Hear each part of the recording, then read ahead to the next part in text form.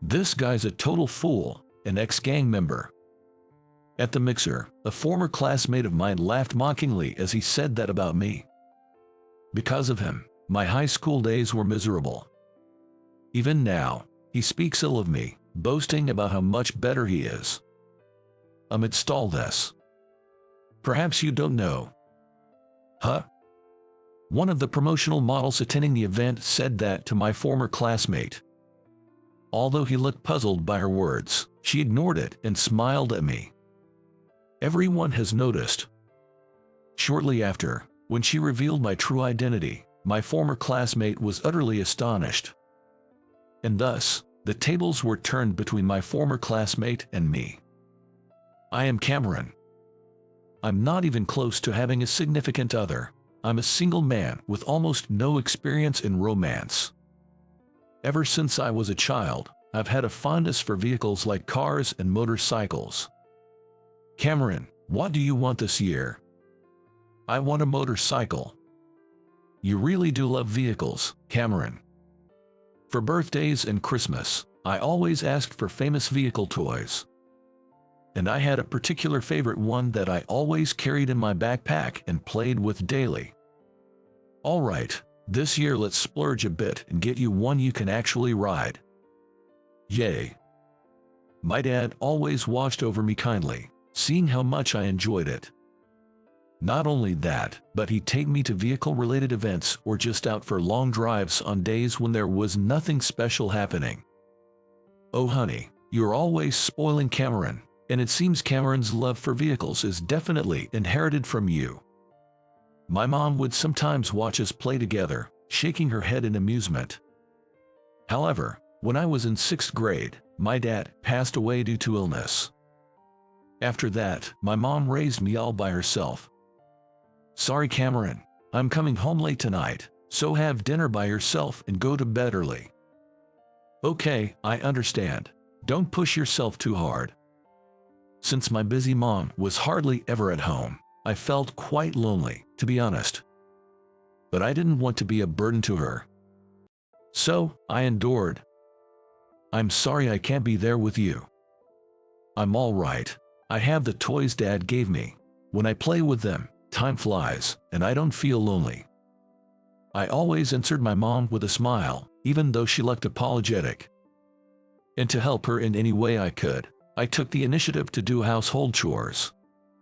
I'm going to help out at Tyler's shop today. Just leave the dishes at the usual place. I'll take care of them all when I get back. Thank you, Cameron.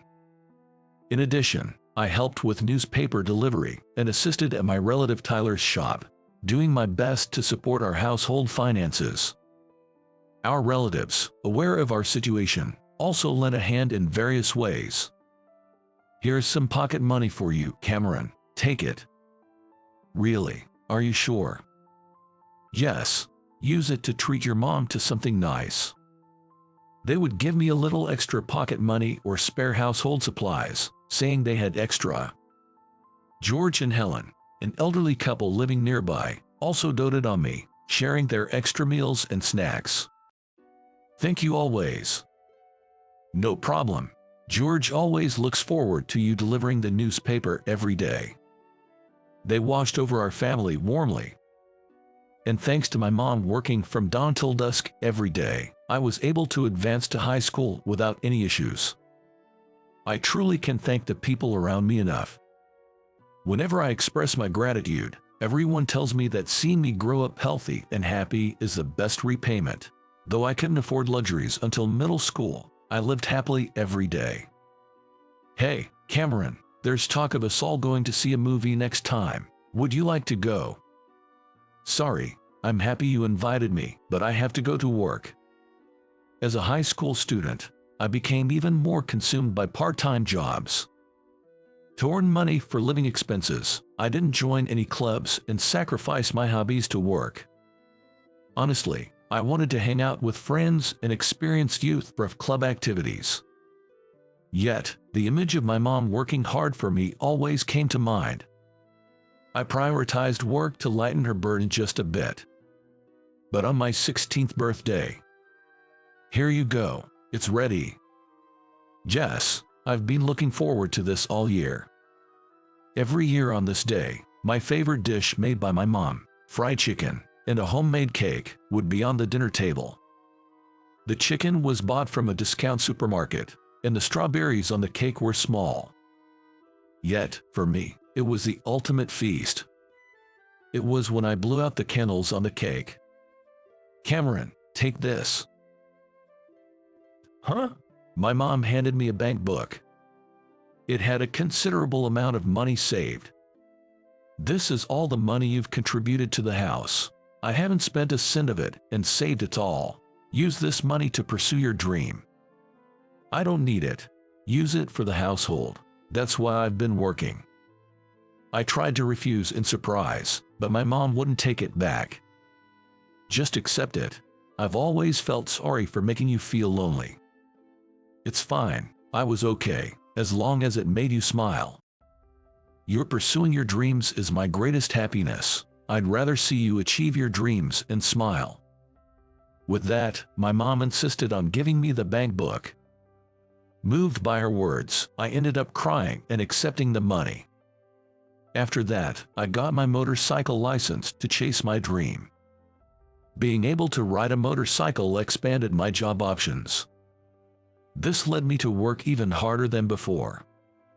"You've been busy lately. Don't overdo it." I shouldn't be hearing that from you. Besides, I enjoy the work so much I can't help it, so I'm fine. My mom looked worried as my work hours increased, but I shrugged it off with a smile. I wasn't lying. Having a new goal of fulfilling my dream gave me more motivation than ever. Plus, riding my bike, the wind blowing past me seemed to carry away all my fatigue. "Hey, Cameron, you're done for the day, right? Here, some refreshments." "Thank you."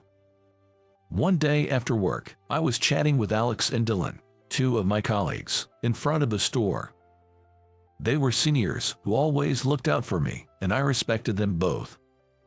It was when I came out of the store that I saw those two, Alex and Dylan, sitting on their bikes and chatting away happily. They came up to me and gave me a drink. Alex and Dylan, both college students, dressed in flashy styles like tattoos and earrings, might look like delinquents at first glance. However, these two are impressive individuals. Despite being college students, they are entrepreneurial college students who run their own apparel brand. That's why I was so engrossed in their stories. Is that Cameron, despite being poor? I didn't realize that my classmate Kevin, who was on his way home from school, was watching me. The next morning, I entered the classroom as usual. "Ah, he's here. Isn't that bad?" "What's that?" Suddenly, for some reason, my classmates were glancing back and forth between me and the blackboard. And when I looked at the blackboard, there was a photo of me talking to those two college students. Furthermore, it was boldly written, "Scoop. Cameron is a gang member. What's this all about?" I was stunned and muttered to myself, "Cameron hangs out with bad crowds. He's a gangster." Kevin shouted that.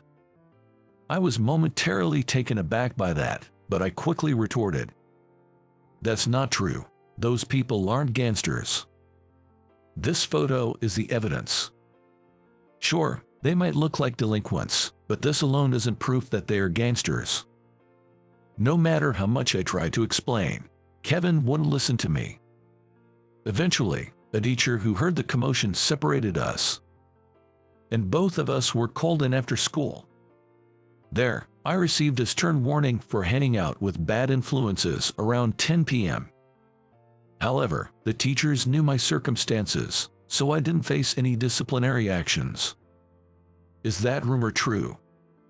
I don't know, but I don't want to hang out with someone with such rumors. After that, I became the subject of rumors, and my classmates started avoiding me. From then on, I was ostracized by my classmates. Nobody wants to be involved with a gangster. Kevin, who was supposed to be called in as well, started making sarcastic remarks. In such circumstances, I spent most of my time in high school without talking to anyone and graduated. Honestly, I considered dropping out at one point, but for my mother, who worked hard to get me into high school, I wanted to at least graduate. No memories at all.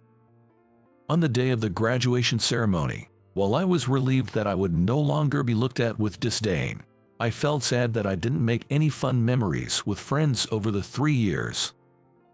Let's move on. I still have my goals of repaying my mother and achieving my dreams. Saying that, I turned my back on my classmates, who were reluctant to part ways, and started walking. Before I knew it, 10 years had passed since my high school graduation. Thanks to my hard work over these 10 years, my job was going well, and I could finally make my mother comfortable. "Hey, Cameron, are you free this weekend?" "You must be, right?" Suddenly, "What's up, Ryan? Don't make me sound like I have nothing to do, but yeah, I'm free." One day, my work colleague Ryan, in a cheerful mood, approached me. I didn't make friends in high school, but now I have a friend who could be called my partner. That's Ryan. He's a bit flashy, but I trust him more than anyone because he's skilled. "Let's go to a mixer next time." "A mixer? No, I'm good." "Don't say that. Besides, it's definitely going to be fun if you come." Initially reluctant, I was persuaded by Ryan to participate as an additional number. Ryan set it up, and all the women apparently work in the same field. The men's side included me, Ryan, and Ryan's college friend Nick. Also, someone Nick knows from work. At that time, I had no idea that person would be the last person I wanted to meet. The place will be full of beautiful women. Ryan didn't tell me much, seeing that I wasn't too enthusiastic about it. As a result, I didn't know what kind of jobs the women were doing until the mixer started. "Hello." When I entered the bar, the women had already arrived and were seated. They started whispering to each other when they saw me. I was puzzled by this one. "Hello, wow, they are all so beautiful." I heard an annoying voice. Turning around, I saw Kevin. "Are you, by any chance, Cameron?" "I knew it, it's you, Kevin." Kevin also seemed to have noticed me and was smirking. Just as I was thinking about leaving, the last member arrived, and I completely lost my chance to leave. After the toast, the self-introductions began. "My name is Kevin. I run an IT company." Kevin greeted confidently. So, Kevin became a CEO. Come to think of it, we haven't known anything about each other since graduating high school. Even though we used to know everything. "Hi, I'm Cameron. I work with motorcycles." As I introduced myself, the women seemed excited, as if saying, "I knew it. This guy used to be a gang member and was such a fool that he'd get called out by teachers." Really? Seeing the women's reaction, Kevin started speaking ill of me. This not only surprised the women, but also made Ryan and the others look skeptical. This guy is a fool who used to be in a gang. Kevin continued to mock me, laughing, seemingly oblivious to the atmosphere. Meanwhile, I didn't feel like retorting and just drank my drink in silence. Compared to him, I run a company. Kevin went from insulting me to bragging about how great he was. The women exchanged glances. And then, Kevin. Yes. Do you not know? What? One of the women addressed Kevin. I believe her name was Emily. She had a cute face and a smile like a flower. Kevin looked puzzled at Emily's words. Ignoring Kevin, she turned a beaming smile towards me. We've all noticed. Cameron is the famous motorcycle racer that's all the rage right now, right? Indeed, I am a motorcycle racer known internationally. And the women were promotional models. Sometimes they travel abroad, so it seemed they knew about me. I noticed Cameron as soon as he entered the bar and told everyone. That's why the women knew about my true identity and had been restless from the start. Hearing this, Ryan lightly patted my shoulder. "That's what I told you, right? You're gonna be a big hit when you get here." Hearing that made me chuckle involuntarily. Honestly, I thought motorcycle racing was something only a few people were interested in. Indeed, Kevin probably didn't know about me because it's not that big of a deal in the States. Yet, these women knew about me. I felt embarrassed by that fact. I want to hear more about Cameron's story. Me too. I'm interested as well, actually. I've been watching road races in France and wanted to hear more about it. From that point on, the mixer turned into my solo show. Not just the women, but the men were also captivated by the world of motorcycle racing, something they don't usually hear about. Such bike talk, girls probably aren't interested in that, right? Instead, my company is. That's not true at all. Motorcycles have a different kind of appeal from cars. Kevin tried to interrupt and steer the conversation back to himself. However, no one was listening, and all the interest was focused on me. In the end, Kevin was left out of the mixer, silently drinking alone. I observed him while entertaining the others with my stories. His demeanor, having given up on joining in our conversation, reminded me of myself back in high school. Kevin. Later, as I was getting up to go to the restroom, I bumped into Kevin, who was packing his things. I later learned that he was feeling out of place and was about to leave at that moment. "It's all your fault. You made me look like a fool." Kevin was angry the moment he saw me. Come to think of it, Kevin always lashed out at me whenever something unreasonable happened.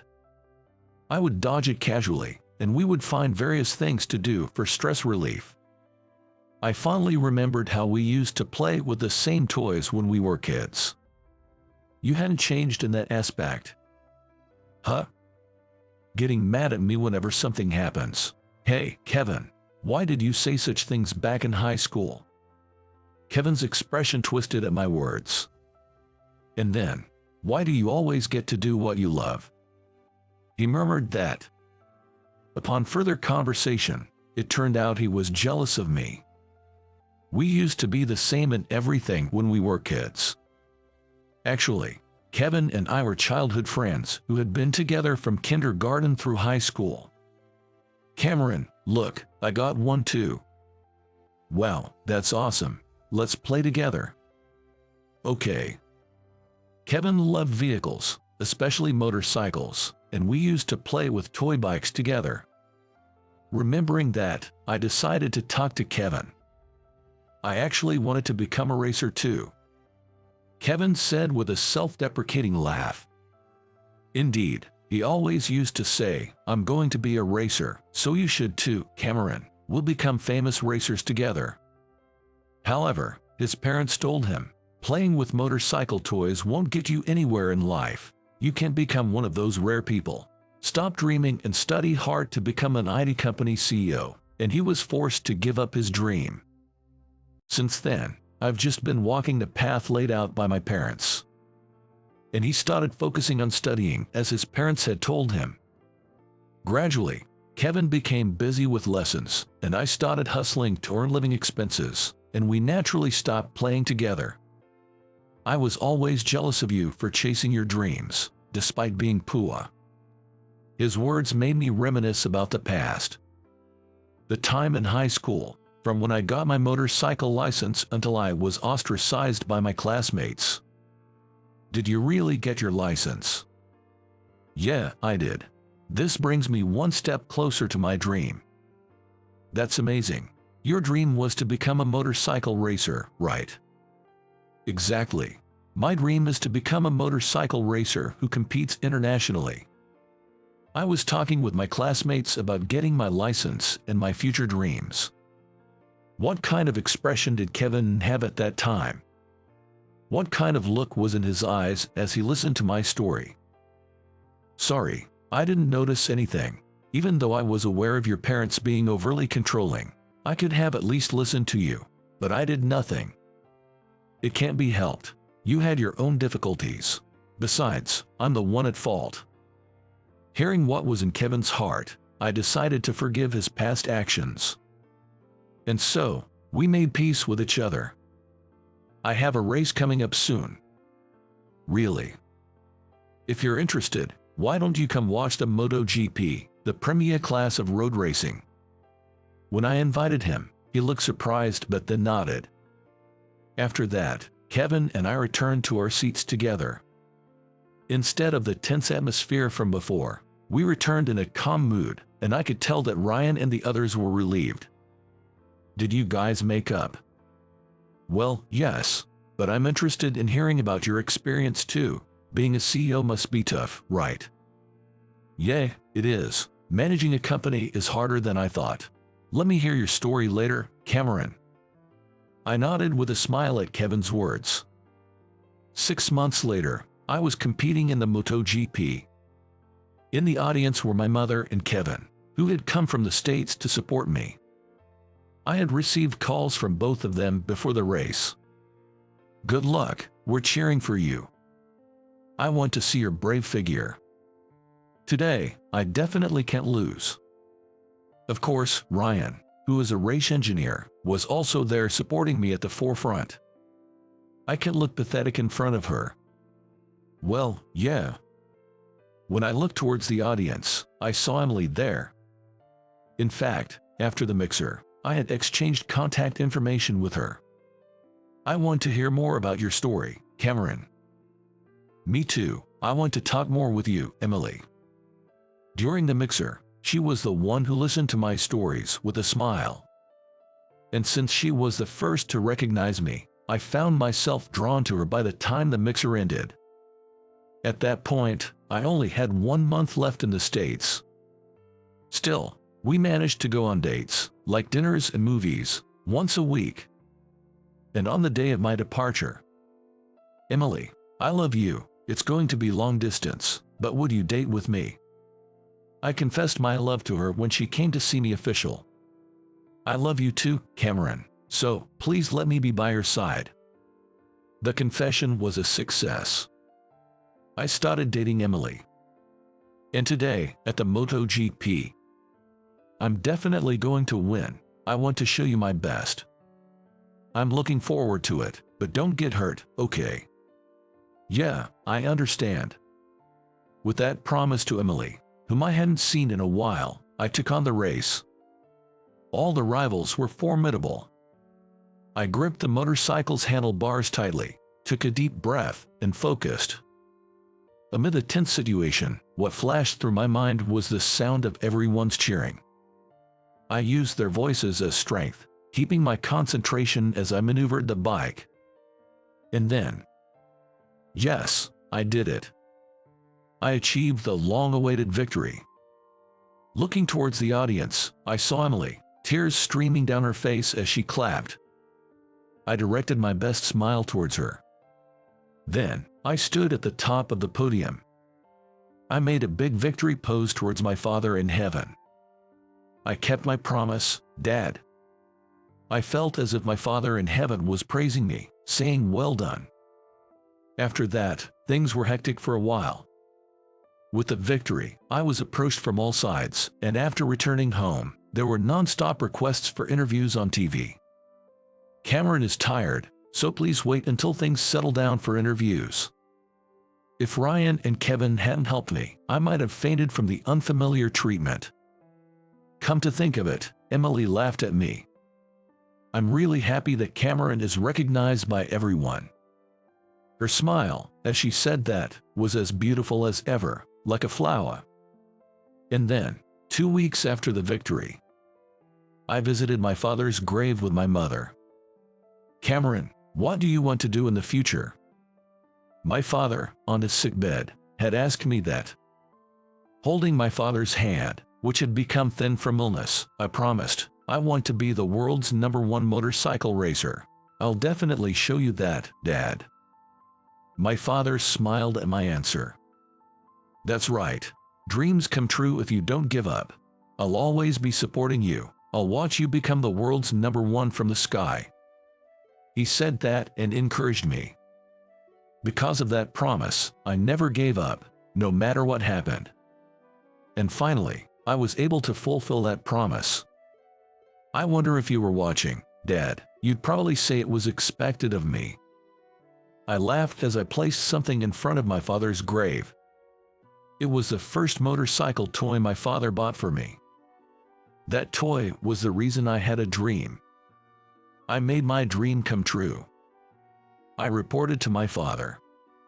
Cameron, you did great. You're truly our child. My mother, watching me, was moved to tears of joy. Smiling, I said, I'm glad to be your child. After talking to my father about various things for a while, we left the grave, promising to bring my wife next time. Sorry for taking your time. It's okay. I wanted to have a good talk with you. After that, I took the time to talk with Kevin, just the two of us. First, Kevin sincerely apologized for his past actions. You know, I'm attending a school now. Kevin seemed to have been inspired by my effort and success in pursuing my dream. He decided to take on a challenge himself.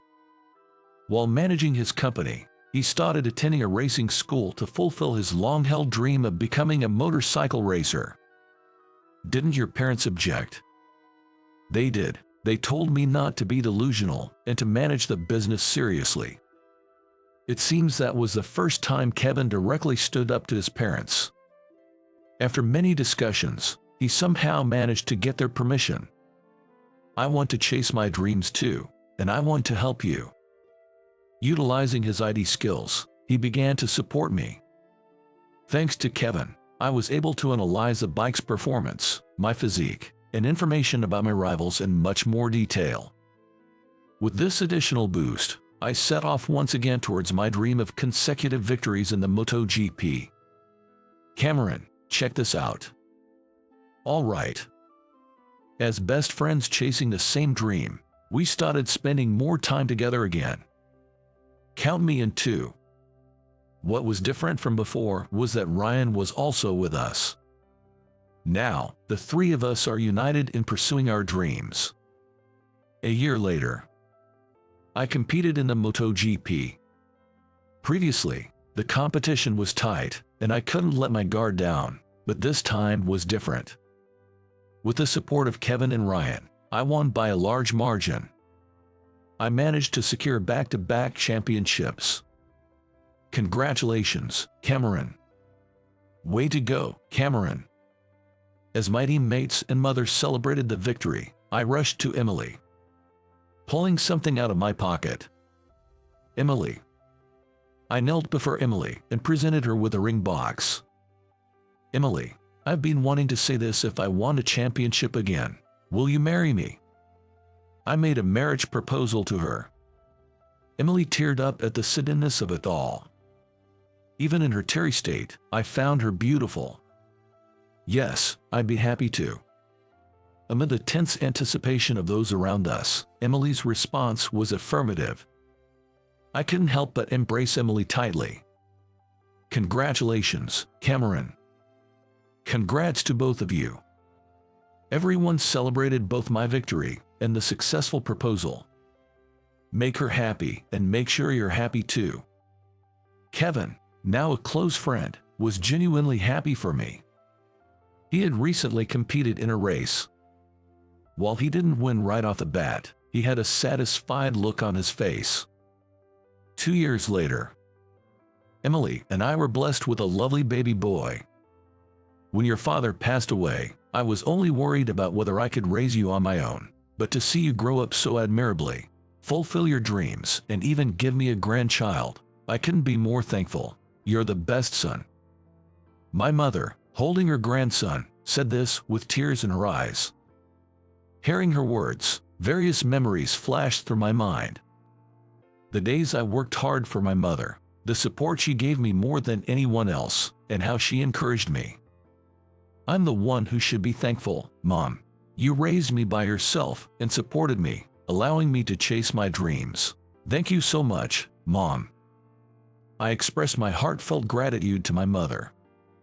Then, on my son's first Christmas, I quietly placed a toy motorcycle beside my sleeping son's pillow.